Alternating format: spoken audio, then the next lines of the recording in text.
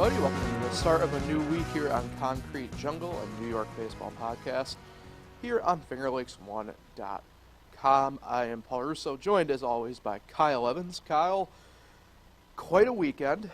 We have a lot to get to, as well as we both have our phones out and ready here because it is almost deadline day, and frankly, I'm expecting some trades to pop off here. It's been about 18 hours since the last one. It's a bit eerily too long for this time of year, so we'll keep our eyes and ears open for that stuff. But that being said, happy Monday, and I know you're not thrilled. I know you're not looking forward to today's podcast.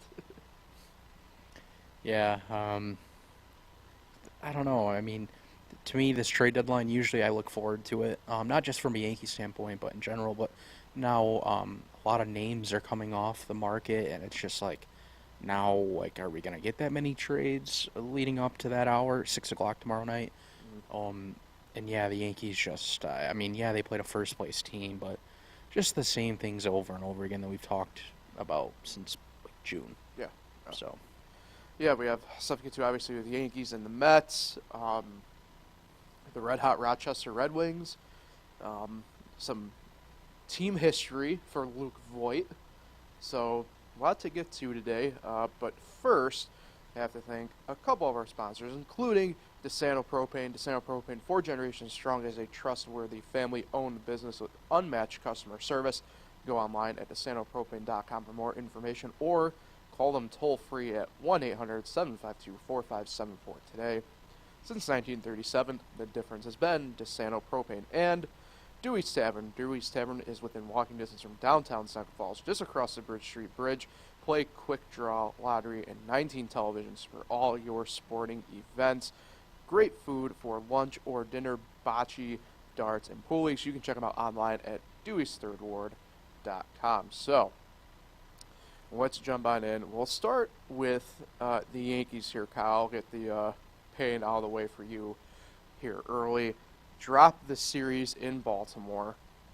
Ended up kind of being a historic-y type series loss. I think it was the first time since like 2016 or something like that they lost a series in Baltimore or something like that. Or Overall. Yeah, it's just another stupid stat that they keep. Yeah. Wrong side of history. Yeah, and look, the Yankees are on the wrong side of history for a lot of different things here. So, I don't know where I want to fully start here, because the game on Friday night was actually, if you're into like baseball, that was actually a really kind of good game, just kind of overall in the way. It ended up being a pitcher's duel.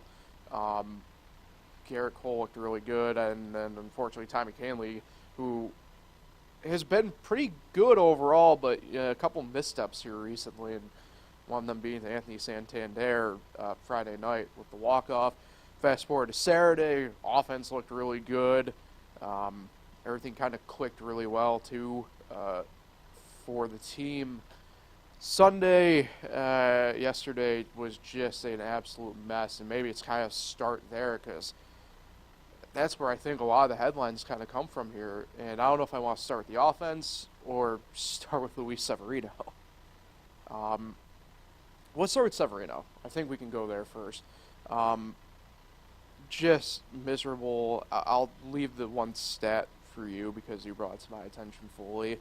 But I think it might be time, and I do feel bad for him. He made some really, I think, I'll call it depressing comments post-game yesterday. You can tell he is kind of even just struggling, I think, within himself at the moment, trying to find answers here or something. Frankly, I think the Yankees might need to just kind of give him what teams are calling now the Alek Manoah treatment. I don't know if you just send him kind of down to the complex in Tampa and let him figure it out here, but I just don't think you can bring Severino out once every 5 days at this point. I think it's too much of a liability, too much, especially at a really pivotal time. Look, he's not in line to start in this series upcoming against Tampa Bay, but he would be in line to start the, second game of the Houston series, right? So, and this is I know, Kyle, you mentioned last week, I mean, this is a big collective 20-something day stretch for the Yankees here, but this is a big week, next 7 days within that stretch for the Yankees now at this point.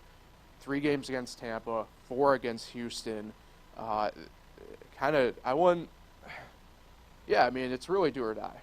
You know, it frankly is do or die for the Yankees, I think, going forward, especially with the trade deadline tomorrow on Tuesday and everything, that I stand by my point. I don't think Severino can be brought out for what would be a scheduled start, I believe, on Friday against Houston at this point.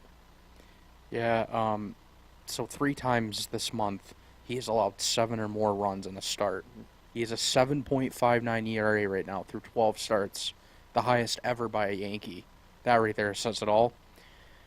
I don't know how they can keep him in the rotation, like you said. If they do, I mean, that just shows that, like, they're just delusional at this point. Right. But yeah, he kind of put the game out of reach right away last night. Sorry. They had some good at-bats. The Yankees had some good at-bats early on in the second inning. They had the bases loaded, 1 out or 2 outs. Mm-hmm. And then from there on, they struck out a million times. 18. Or I should say 18, but obviously that's the way it seemed. So yeah, 18 outs. It tied a record for the most strikeouts ever in Yankee history in a 9-inning game. So, I mean, it's just every night there's a stat out there on the wrong side of things for the Yankees. And that was the case again last night. And that's the thing for me. Yeah, they looked so good Saturday night. They looked good against the Royals.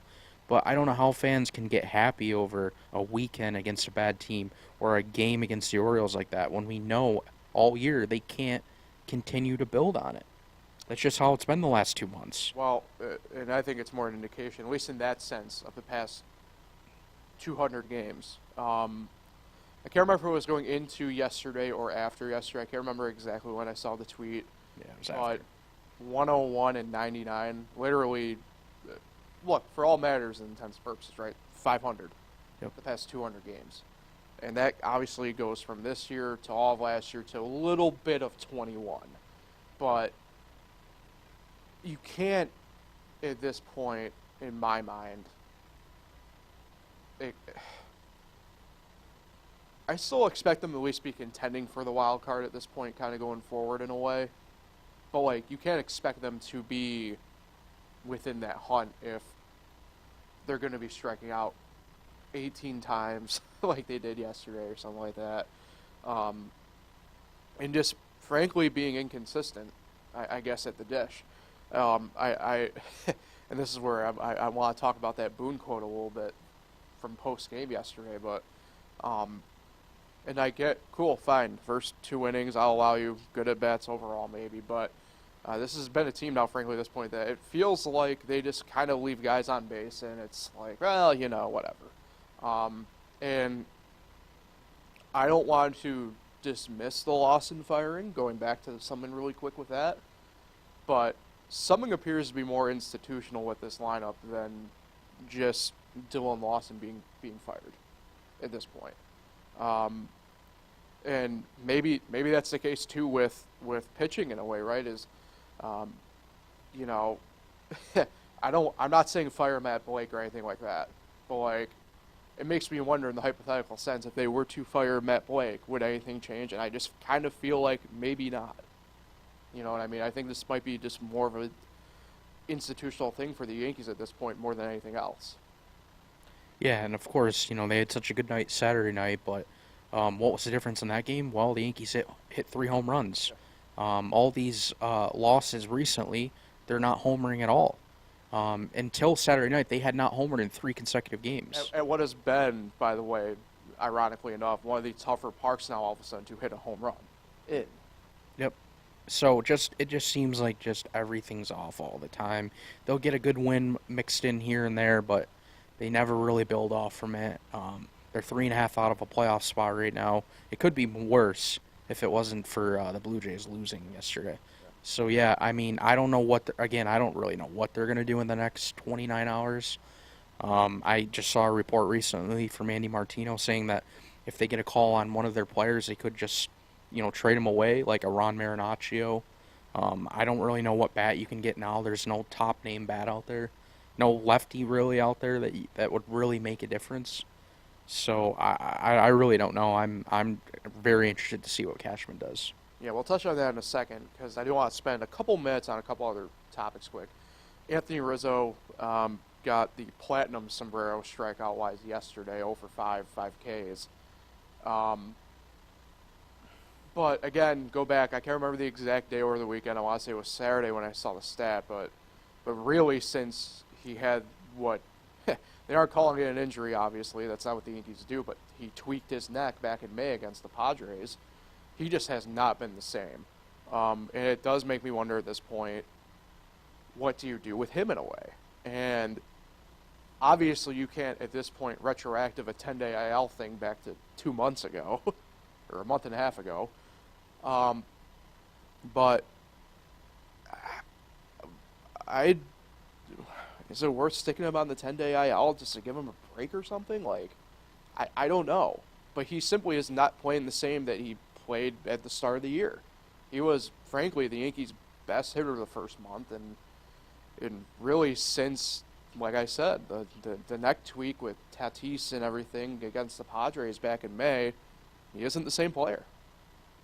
Yeah, I mean, he went 4 for 4 in that final game against Kansas City. Since then, he's 2 for 20.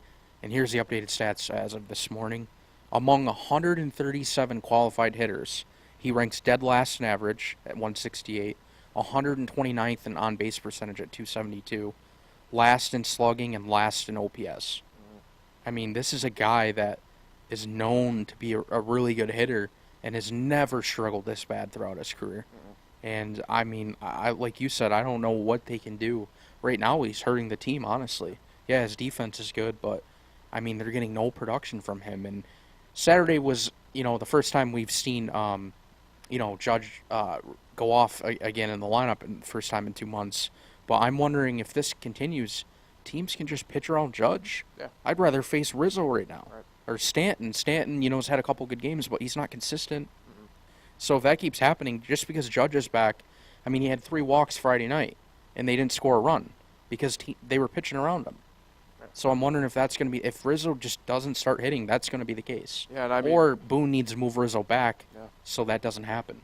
Yeah, and I mean, Rizzo's never been exactly a big strikeout guy either. I mean, he's one of the few guys in the game who does the choke up just to put the ball in play type thing. And all of a sudden, all of his strikeout numbers have just been through the roof.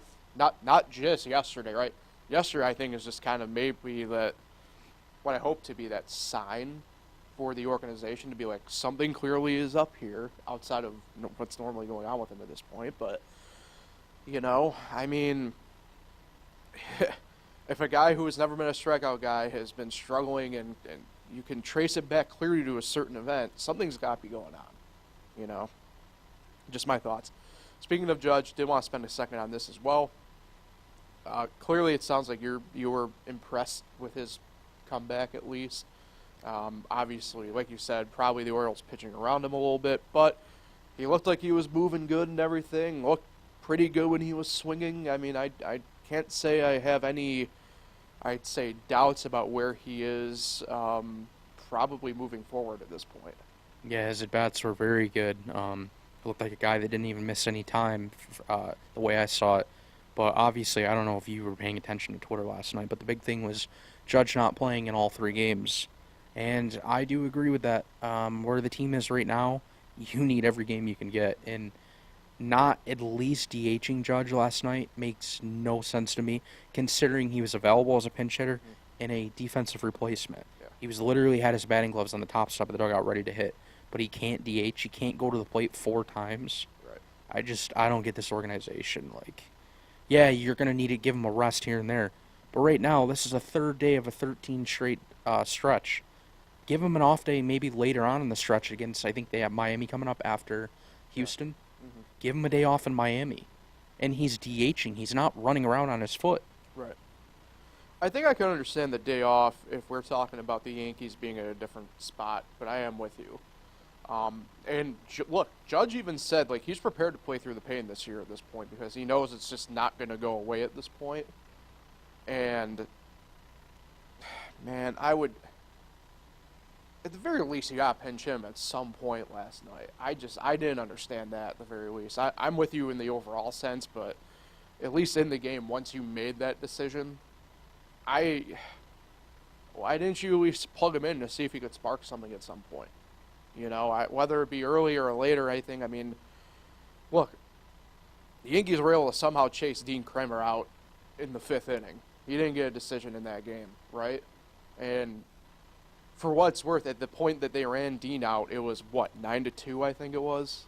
Or 9-1, I think, actually. Like what are we doing? Like, that's a spot where I think whether, maybe you don't put him in the 5th, right? But, like, in the 6th or something like that, like, that's where you plug him in and try and spark just anything, something to maybe get a rally going. Yeah, there's just so many decisions that this team has made, or that Boone has made, that just like, why? And I think I was listening to a podcast last night with John Boy Media, and I think they said it well. It seems like sometimes this organization doesn't act as serious as the fans do. Like, they're okay with, like, they're so confident in all their guys, and they believe everything's just going to change, and there's no panic, there's no worry. There's not a big deal if a guy gets a day off in a stretch like this where they need every game. It just seems like there's times where they're just not serious enough. And, of course, they're going to tell you they are. But it's just like, why the heck was Judge not playing last night? And then you got, 3 against Tampa Bay and 4 against Houston. Is he going to get another day off in the 7-game stretch? I can answer that question. I mean, that's already, just ridiculous. Yes, I mean, it's going to happen. Like, and Houston is literally fighting for a wild card spot, and Tampa Bay is 2 now that Baltimore is in first place. So these teams are right above you. And yeah, you're probably right. Judge will probably get a day off, and it just makes no sense to me. Yeah. Especially when he can DH. You don't have to play him in the field. Giancarlo played in the field, was it Friday night? Yeah. So, I don't know. Whatever. That's why I don't take this team serious anymore, and I don't get mad. And I think fans that are getting mad should stop getting mad. Mm-hmm. This has been the same way for years. I think their closest chance was 2017, and they didn't make it. And now I don't know what they're going to do. They have to make major changes to the roster. They have to make changes to the organization. I know this is a podcast for another day, but I just don't know how you can take this team serious and have hope. Yeah, no, I'm with you there, Ed. It's entirely accurate. All right, before we get to some trade deadline stuff involving the Yankees, let's do a couple news and notes on some injured players and other roster moves. Catcher Jose Trevino had surgery on Thursday to repair a torn TFCC ligament in his right wrist, as we know, done for the year because of that. Nestor Cortez threw 4 scoreless innings for Double-A Somerset in his latest rehab outing. He'll have at least one more rehab outing with, I believe this time the next rehab start will be somewhere in the 50 to 60 pitch range, and depending on how things go there, they may want to have one more anyway to help with the pitch count stuff. Jonathan Luasaga has not thrown yet. Let me need to reassess that. Has begun his rehab assignment with Single A Tampa. He'll need at least 3 outings, including one of those being a multi-inning outing. And as you predicted on Friday, Kyle, shortstop Oswald Peraza was optioned to Scranton Wilkes-Barre as part of the Judge activation. So kind of ho-hum, just kind of minor updates there on the injury front and roster moves for the Yankees. Now we can kind of jump into that trade deadline stuff a little bit with them here and spend a couple minutes there. The one guy I preached about on this podcast I really wanted the Yankees to try and get was Randal Grichuk. And, of course, he ends up going to Anaheim. Los Angeles Angels, even though they're in Anaheim. In a deal yesterday, including C.J. Cron as well. And at this point, Kyle, I don't know if I necessarily outright agree with you that, the pieces the Yankees were targeting are now all gone, but now is where if they want to get people in, they're going to have to get creative in essence, right? And the one guy's name that I have seen pop up now once again has been Gleyber a little bit. That's mainly the Marlins, though the Marlins are super high on Gleyber Torres. I don't know if the Marlins have exactly something the Yankees need, but for a guy like Gleyber, I think you could probably get a decent enough piece back to at least kind of maybe, I don't know if it swings another trade or you can kind of build around something. I know I joked off air with you a little bit, where it's like if the Yankees trade Gleyber Torres, it'll be Sixto Sanchez coming back from Miami who hasn't thrown in 2 years, something dumb like that. But um, you know, I think in the grand scheme of it, Bellinger wasn't the name that you were high on. It looks like Chicago, the Cubs, aren't going to be outright selling, as I call it, but I would still be tepid. I think their recent run has kind of been a little bit of a smokescreen for maybe what they still actually are at its core type thing.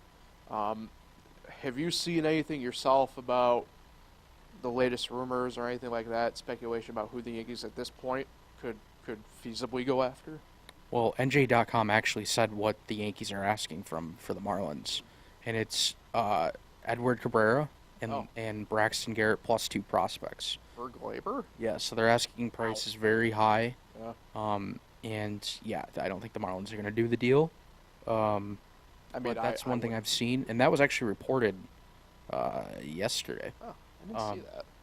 So yeah, I don't think that deal happens. I just don't there's 57 games left, 56, after tonight. I just don't see. I don't think it's worth giving up a ton for a rental, especially for the Yankees, who are not even in a playoff spot right now. And yeah, their outfield's been so bad, and they need a left fielder, but some of the guys that are out there, are they really worth giving up prospects for? And yeah, they might make a bigger difference than some of the guys that they've run out there. But that's why I think the Yankees are in a pinch right now. I think Cody Bellinger would have been the move where I would have gave up a good amount of stuff to get him, but now it's just you don't need another righty bat in that lineup. Even though that guy that they probably would acquire would be a better option. So yeah, I don't know what they're going to do. And then it says this morning, John Heyman, that they're still interested in upgrading the catching position and getting a third baseman. I mean, I don't know. That's why to me, this is an interesting deadline, because the Yankees usually are in a playoff spot at the deadline. Right. So I'm trying to think of what even third baseman really would be outright. Well, that's why it's Candelario Available. I mean, outside of him. I know. And Nolan Arenado's not on the trade block anymore. Yes. So that's what I mean. The Yankees have limited options. The guys that are available aren't going to just make a major difference in this lineup. Mm-hmm. So that's why I don't really think they should trade some of their prospects to get some of these guys. The one name I'm kind of intrigued by, even though he is a righty, and I don't know what the exact asking price for him would be, but the White Sox selling the way that they are, and allegedly everybody's on the table.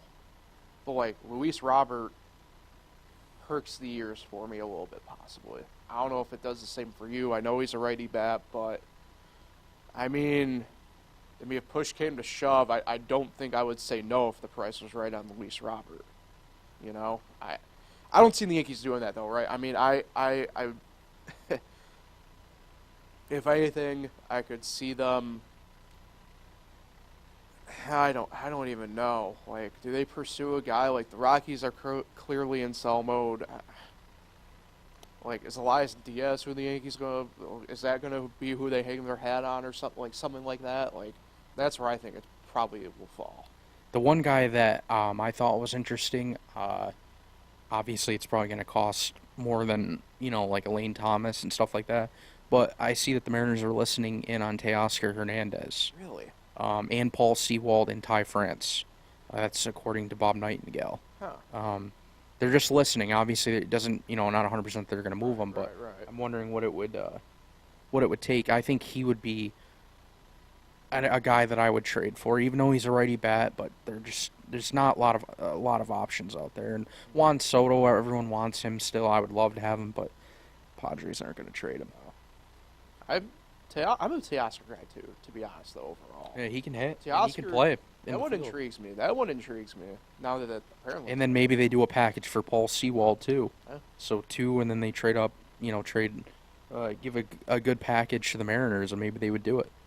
I mean, DePoto's done crazy stuff before, and I know he's not in the GM role exactly anymore, but he still kind of has that final say as the player op guy out there in Seattle now. So. In Candelario, there's so many teams. There's it just said 8 teams in on him. Everybody's in on him. So Are the Yankees going to offer the best package? Right. Probably not. No. Just like Jordan Hicks slipped away to the Blue Jays yesterday. Like, they'd been rumored talking with them, and, Dylan Carlson. It's just like, I don't know. See, the teams above them are making moves, and the Yankees haven't made a move. I know there's 29 hours left, but But I don't know. the Hicks thing, and I don't want to do a ton on this, but like it intrigues me that Toronto did that move in correspondence to Romano going on the IL. Makes me wonder if they think that Romano's deal is worse than it actually is, in that sense. Because I don't think you make that deal if Romano's just going to be back in a week, type thing. You know what I mean? Yeah, but they did need to upgrade the bullpen anyway. Right, but would you rather, if you're in that position, would you rather go after Hicks or a guy, say, more in line with Gallegos who could go 2 innings, type deal? Yeah, I mean, Gallegos would be a good option. I'd love to have him back with the Yankees, honestly. Same. And I don't know. I mean, Heyman didn't say they're still looking for a reliever, but I'm sure that's the case. You can never have too many arms. So yeah, this is just interesting, man. I mean, usually there's like kind of a outline of what they could do, but we really don't know. Yeah. And if they lose tonight and the Jays win, they're 4.5 out. Yeah. That's why the Yankees trade deadline thing is more interesting to me than the Mets, even though the Mets is interesting for a completely different reason. We'll get to that here in just a second. But first, as mentioned, the Yankees back home against the Rays starting tonight on Monday night. Big stretch of games here. Big stretch. I know we talked right. I know I mentioned it. It's a big 20-something game stretch overall, but man, in a 7-day scope, this is a big 7 days right here for the Yankees. Hopefully it's 1-6. Right. Whoa. That would be great. Tonight, 7:05 on Yes or MLB Network, depending upon your market. Tyler Glass now 4-3 on the year against Domingo Germán. Tuesday, 7:05 on Yes or TBS, depending your market. Zach Eflin 11-6 against Carlos Rodon, who was 1-3. And then Wednesday, 7:05 on MLB Network, no matter your market. Shane McClanahan 11-1 against Garrett Cole 9-2. So Wednesday is kind of like that game. I think as a baseball fan, I just have circled as must watch as it has been the past couple of years. Yeah, this series really intrigues me for different reasons. My logic is I wish I had a better, clearer picture of what these rosters are going to look like really on Wednesday to get a good indication of how I feel about the series as a whole, because we know Tampa Bay, in theory, will be buying. I would imagine that they will be making moves. I can't imagine a way that they sit still. Same thing, I guess, in a way with the Yankees at this point, although I like we just talked, I don't know where they're going to go. I do think, however, Tampa gets the series overall. I don't think they sweep, though. But this is like one of the toughest series all year to kind of call because, like I said, I mean, for all we know, we could be looking at a roster on, say, Wednesday for either team where it's like, oh, the Yankees had to, I don't know, the Yankees had to call up, like, Wilmer Defoe for a freaking day because they just don't have anybody to play a position type scenario. And the same thing with the Rays. I mean, we could be looking at Vidal Bougian out playing again because they just have to fill a roster spot for a day. So I think Tampa Bay overall gets the series. I don't think it's a sweep, but I could see this kind of being a coin flip, to be completely honest, only because of the trade deadline. Yeah, for me, I'm hoping it's a sweep, but it's probably not going to be. Say the Yankees get one, and I don't even think it's going to come with Garrett Cole on the mound. Probably not. I think it's going to be like tomorrow. So yeah, that's where I'm at. I just think this is going to be a horrible week, and I hope it is. By the way, I really do. You're tank commanding right now. There's no point in winning these games because in the long run, they're not making the World Series. They don't have a team to make the World Series, and they're just going to keep losing to the Houston Nationals, the Tampa Bay Rays in the playoffs, or maybe this year the Rangers if they did make it. So there's just no long-term hope. So like, why win games now? Sure. Just literally have a bad season, fire people in the off season, make better trades, better signings, change the roster over, and maybe we'll talk next year. For me, this year is so stupid. Like, I'm over it. I could care less. I was actually pissed that they won Saturday night. When Baltimore grabbed the lead, I was like, let's go. I was cheering. That's where I'm at. I'm in one of those like tank modes Mm. where I've never been, and it's mainly just because of the last 5 6 years I've been through the pain in the playoffs, and this year is one of the worst offenses I've ever seen. As watching the Yankees, even in 2016, Sure. it seemed like they had a better offense. Carlos Beltran was raking. A simpler time. Yeah, so that's where I'm at. I know people on this probably think I'm crazy, Yeah, they and do. wondering why I want to lose. Well, because there's no hope for the future. If they go out and win, and say they do get to 90 wins, and then they lose in the wild card round, Hal Steinbrenner is going to be satisfied. There will be no moves. We'll be right back in the same position. Cashman will be back. Boone will be back. So, like, why do that? I do not want to get to 90 wins to be a first-round wild card exit again. So that's why, like, why win? Have a losing year, miss the playoffs, finish last in the AL East, so then Hal is actually forced to make changes. He'll be satisfied if they go out and make the wild card. And he's said it before. He's done it before. He's already said earlier in the year that it'll take missing the playoffs for him to really think about making a change to the coaching staff. So that's what I'm rooting for. And people won't like it, but that's where we're at. I watch every game. I'm one of the odd people that watch every single game, every single inning, and I'm fed up with it. I've seen so many losses over the years in the playoffs, and I just want change. So that's where I am. There's my rant. We'll see what happens at the deadline. We'll see how this stretch goes. But I don't think it's going to be good. Yeah, it's oh. Huh. So Detroit apparently is trading away Eduardo Rodriguez and Michael Lorenzen to a mystery team at the moment. That's interesting. To the same team? I don't know if it's the same team here, but first off, it's Nightingale, but so who knows what's actually happening. But it sounds like those two are on the move, so I don't know. I saw Lorenzen was linked with Cincinnati, so I don't know. Anyway, let's move to the Mets here. I can only describe it to be what should have been a positive weekend was a bizarre weekend for them. It all kicked off by what we talked about on Friday with that Robertson trade. You saw Max Scherzer make some very interesting comments to the media when he was asked about it. And I can't help but feel like that kind of might have been a catalyst to him saying yes to waiving his no-trade clause, which we'll get to in a second here.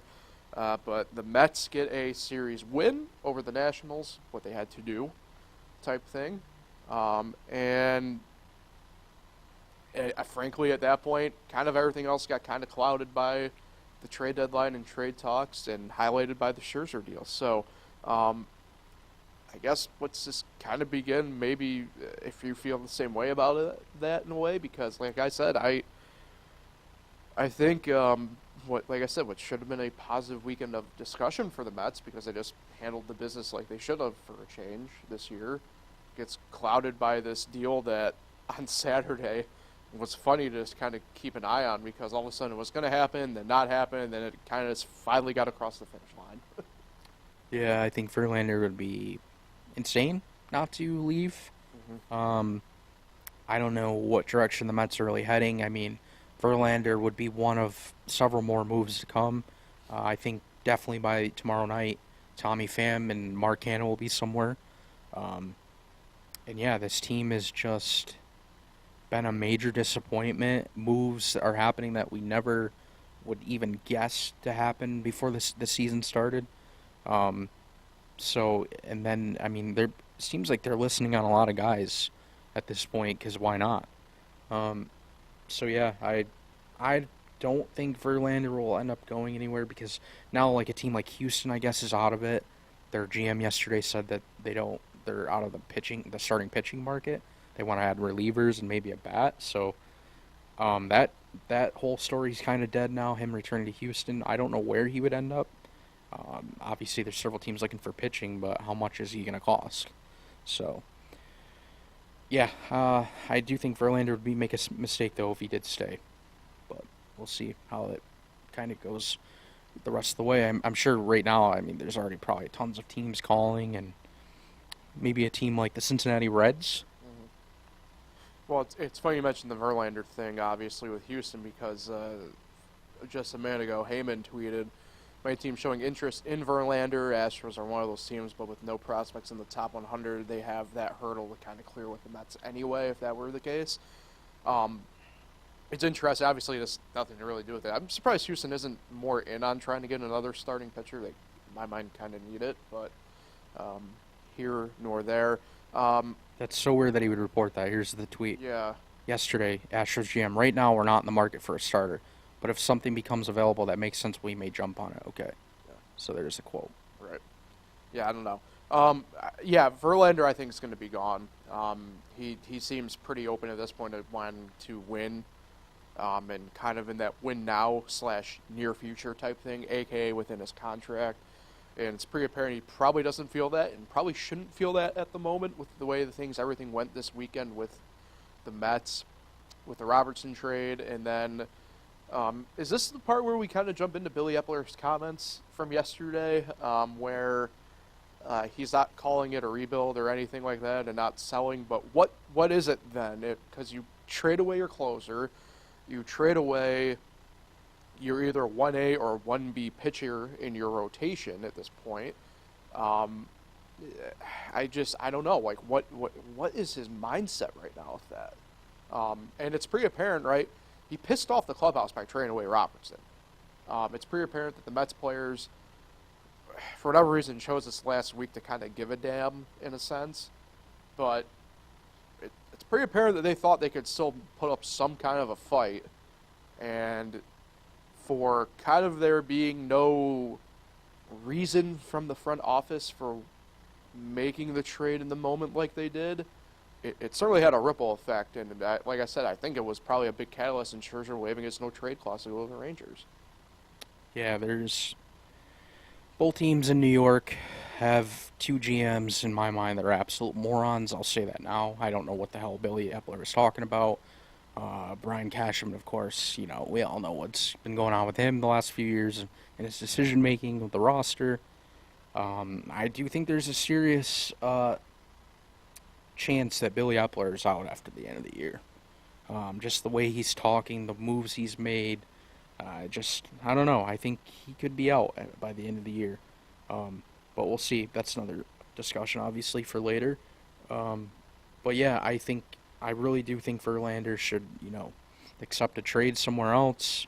I do think that it seemed like you said, the Mets were pissed off in their media availabilities about the Robertson trade. But I mean, what did they expect? They're freaking 18 games out of the division. They were 7.5 out of a wild card spot. I mean, did you really think there wasn't going to be any moves like that? Come on. And these are veteran guys that have expiring deals. I heard Brandon Nimmo and Pete Alonso talking like they were in shock. I mean, you were in shock. Look at how bad you've been this year. And so, I don't know. I just didn't really understand why they were so shocked. But then I thought Mark Hanna spoke up and said, well, when we play like this is the moves that are going to happen. Right. I liked what he said. But that's a veteran guy that understands. Right. I mean, that's what happens when you're in Oakland for part of your career. Yep. My only logic behind it is I think they might have been told something from the front office, and it was the exact opposite of what actually happened. That's my only logic behind it, because I'm with you, and frankly, Mark Hanna's statement's 100% at that point.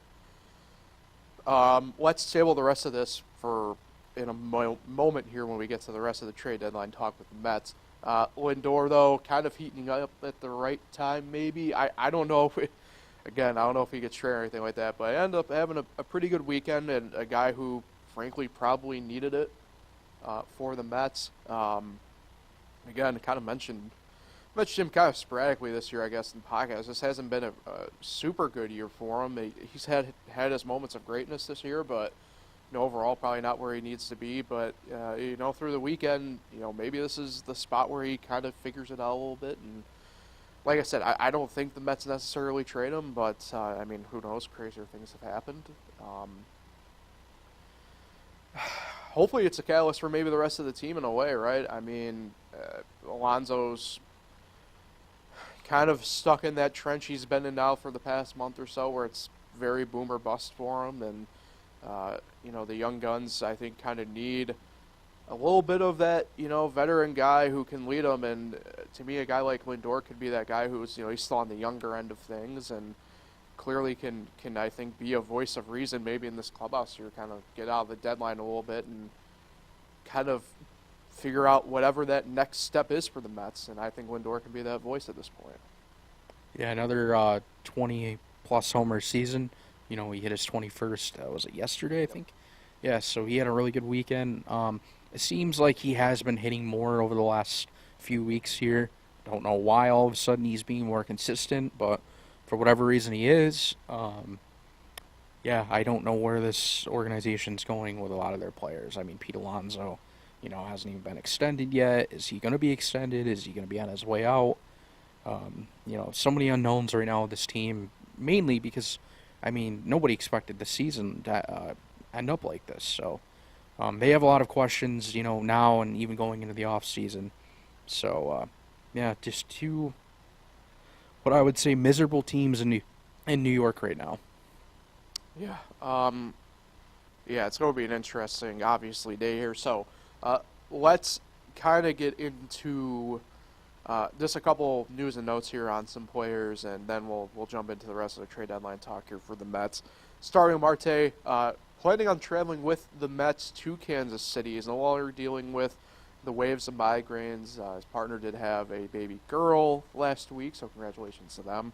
But looks like he possibly could be returning here, or potentially on the move as well here. I know, again, another name that we have talked about and has been discussed in some trades and possible movement. Tim Castro, again, timeline for him is getting shifted a little bit back. Still limited to only indoor batting practice at this time. Hoping to get out and do some outdoor BP at some point this week, but that remains to be seen. Reed Garrett was recalled from AAA Syracuse. In the Max Scherzer trade with the Rangers, the Mets get shortstop Luis Angel Acuna, who, oh, by the way, if you do not know, is Ronald Acuna's younger brother. So who knows what might happen with that.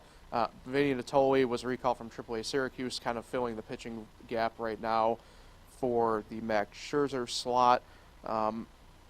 Let's jump into it. The trade deadline, obviously, for the Mets, it's pretty apparent outright selling, right? So who could be next? I expect Verlander. I think we both collectively expect Verlander. I think we're both kind of on the agreement of Marcana probably being moved.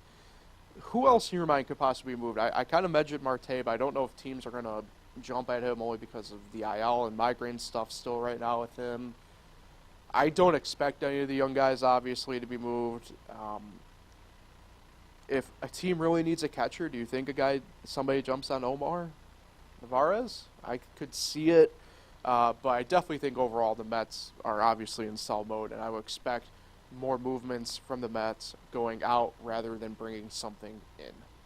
Yeah, I do think Tommy Pham is another guy that could be on his way out. I do think Marte should be available. I think a lot of guys should be available, at least for teams to call and check on. And, yeah, Omar Narvaez, he was only on a one-year deal, if I remember correct. Yep. So, yeah, I would make him available too. And Alvarez basically is in the lineup every day anyways, besides yesterday. I was about to say, if he's not catching, he's usually DHing. So let him, 57 games left. I mean, Alvarez is going to catch most of them, so just call up a catcher from AAA and send Omar Narvaez to a team that needs him. Tomasino experience comes again. But yeah, I also been seeing that Yankee fans want to trade for Tommy Pham. Do we really think the Mets will make a deal with the Yankees? I mean, they have before, but do we think they will, not today or tomorrow? I don't know if they would. Right. I think if the Yankees do go with the right-handed bat option for the outfield, I think it's a knock on Pham. I just think there are better options available. Like I said, if the White Sox are listening to offers, just why not try and go get Robert? But, I mean, other teams selling, I think there's other right-handed bats available I'd rather take over Pham potentially. But in that sense, either way, outside of, I think, those guys, I don't personally know at this point if the Mets really move anybody. Obviously, like I said, they're going to be moving some guys here no matter what, right? But obviously, I don't expect Pete Alonso to go. I don't expect McNeil to go. I don't expect Nimmo to go. It would make some nice chaos, though. Right, correct, and I do love anarchy. I don't expect Lindor to go either, obviously, but I kind of think everybody else is more or less on the table outside of, Beatty, Alvarez, and at least active roster guys, right? Vientos, but yeah, I mean, I would imagine pretty much everybody else on the table, position player wise, pitching wise. I mean, I'd probably do everybody but Senga. Starting wise, I would listen to, right? Probably can't get much for Carrasco though. See, I don't think so, but I mean, I don't know. It's interesting because another name that just actually popped up, oddly enough, while I was checking the rumor stuff quick, is Cleveland apparently is listening to offers on Aaron Savali. So that's kind of interesting, which he's better than Carrasco, but I think when push comes to shove, I think they're honestly about the same guy. So I bet you there's probably a team out there that will at least come knocking on Carrasco. I just don't think it would make sense for the Mets because they're looking to build their farm system better. And I mean, are you really going to get that prospect for him that you really want to help make the farm system stronger? I don't know. Carrasco gave up 7 runs again his last outing. No, but it's pretty apparent you could get a guy like, look at the Braves. The Braves traded for Nicky Lopez yesterday. I mean, I'm not saying Nicky Lopez is terrible, but you could at least get a big league guy in there that can, play every day for the rest of the year and maybe, next year too, depending upon what your plan is. And trade Adam out of it, trade some of these other guys. I mean, just do it. Yeah, I mean, I was about to say, to me, the only bullpen piece who probably is off limits is Brooks Raley, probably, right? I mean, outside of that, they're probably listening to pretty much everybody else, too. I don't know who would want Drew Smith, honestly. He's been pretty bad since his suspension, but hey, teams are desperate. Yeah, I mean, I don't know. I can't. I have to stand by what I said in regards to also like what I said with the Yankees, where it's, you can never have too many arms. I bet you there's a team out there that'd be like, yeah, we'll take Drew Smith. Screw it, why not? An arm is an arm at some points of the year. Yeah, I think teams like the Marlins, the Reds, they got to get better pitching or else they're going nowhere. The Marlins have fallen off a lot, even though they're still, I think, in a playoff spot as of right now. Same for the Diamondbacks. Have you seen how much the Diamondbacks have dropped? Yeah. I'm kind of wondering what they're going to do. They're going to need to make moves if they really want to make a run. The Rangers are all in. Obviously. Wow. Yeah, Nathan Eovaldi's on the IL now, but man, they seem to not care about anything. They're going all in, and I'm sure they're going to make more moves here in the next 38-ish hours. So, yeah, a lot of teams that, are not really selling as much as we thought because of the 3 wildcard teams now. Yeah. Yeah, I mean, I think, trade for Jordan Montgomery and Craig Stratton, both guys on the move again at the deadline, back-to-back years. Yeah, the Rangers clearly are going, they're going all in. And it's not the first time they've done it, but yeah, I would be cautiously optimistic as a Ranger fan. But where's Jack Flaherty going before we continue? Yeah, I mean, I think Boston. The Dodgers appear to be in on him, I think, so. I think Boston. And did you hear the report Alex Verdugo's on the market? Yeah, I did see that. Lefty bat for the Yankees. Of course, yeah, Yankees. But do you think they would make the move, and how much do you think they'd give up? Yeah, probably not a ton. That'd be quite the trade. The rights to Josh. Considering the Red Sox are a game above them. Rights to Josh Donaldson. All right, let's talk Mets Kansas City really quickly because I frankly don't want to talk about this series. I'll save this portion of it until once I tell you the pitching matchup. So, travel day today for the Mets. They don't play today. First game tomorrow, Tuesday, 8:10 on SNY. Jose Quintana, 0-2 on the year, but a modest 3.27 ERA against Zach Greinke, who was 1-11. The old man. Wednesday, 8:10 SNY, Kodai Senga against Alec Marsh. And then Thursday, getaway game at 2:10, first pitch on SNY. To be determined for the Mets against Brady Singer. This will be the first time since probably June I have said this for the Mets. I expect a sweep of Kansas City. Oh, not me. That's what I'm doing. I know it's not, and I know I'm probably dooming myself by doing this, but Mets, if you want to prove that you can still have some sort of heartbeat, this is the series to do it. Handle back-to-back kind of series that you should handle business upon and do it. So, Mets sweep, I'll go ahead and do it, and frankly, I will handle the consequences on Thursday if I am wrong. Hey, the Royals are coming off a sweep of the Twins at home. It's true. So they're on a nice homestand right now. I think that'll continue.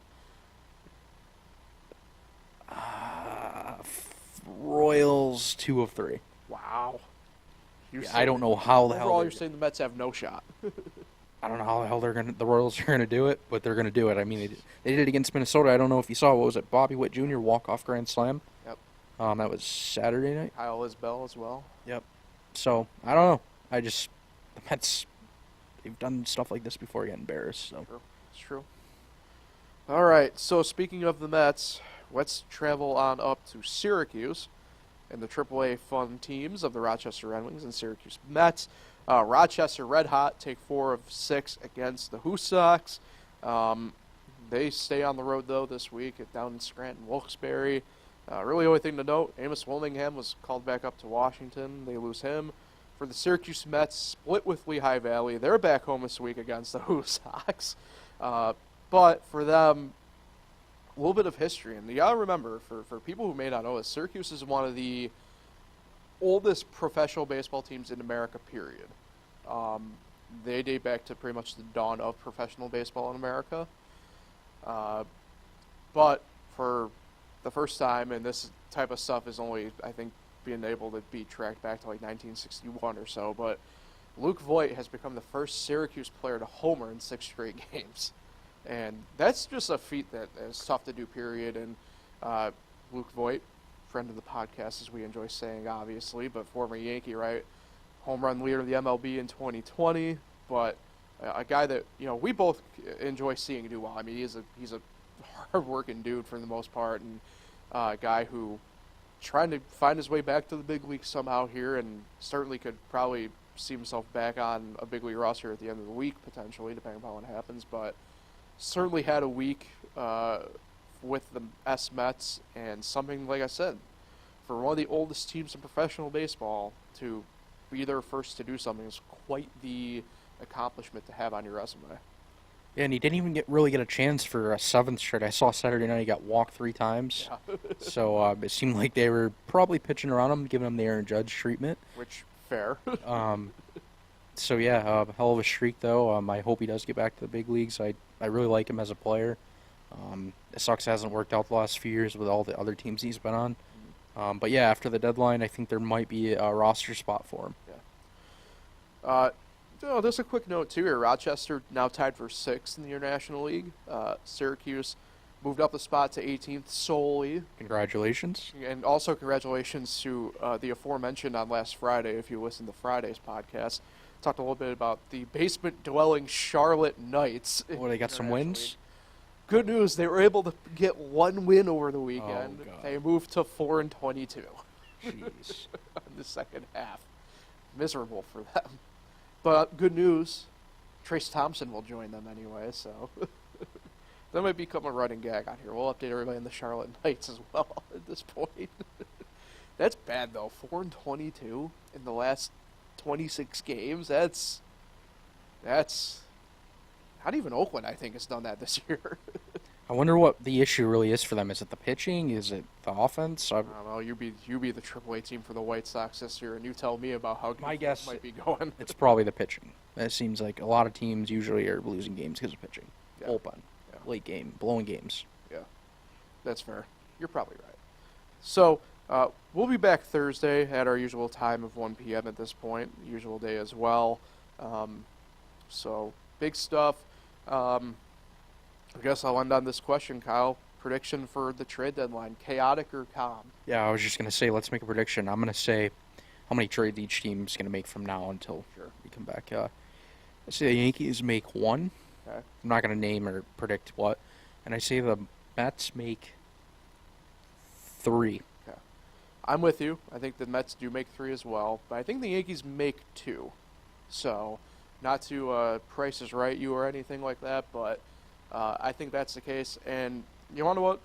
The baseball fan in me, I think there's going to be a ton of trades. I think you're going to see a ton of movement because there's teams in races that aren't usually, like we said, and been in them recently. So I think I expect some players, a lot of players on the move come, 28 hours from now, 27, whatever it is hours from now. That's my prediction overall, though, is a chaotic trade deadline. How much you want to bet as soon as we end this show about in the next hour we'll have a trade? That's usually how it happens. Yep. Or some sort of news with the two teams. Right. Yeah, that's usually how it happens. So we'll talk and recap the trade deadline on Thursday. Look ahead to the weekend, recap the week that has been. And, yeah, until Thursday, enjoy the week, everybody. Enjoy some baseball. And, of course, enjoy the trade deadline.